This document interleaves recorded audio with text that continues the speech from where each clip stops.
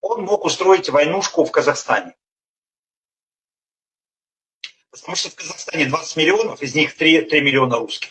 Да, 19 миллионов, из них 3 Да, миллиона многие русских. в северных областях его ждут. Северный и восточный Казахстан – это огромные территории, где никого нету и где русские. И воевать им нечем, у них армии нету. Вот Казахстану они могут взять там 50 тысяч человек, Казахстан возьмут за 2 дня.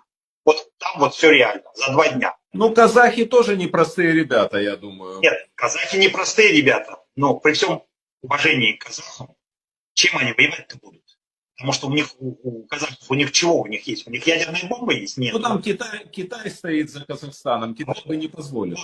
Вот, значит, Китай, но китайцы тоже хитрые ребята, да? Потому что они поделят Казахстан.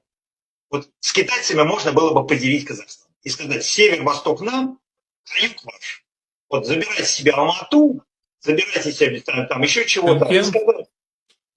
И с китайцами договорились бы. С китайцами договорились бы.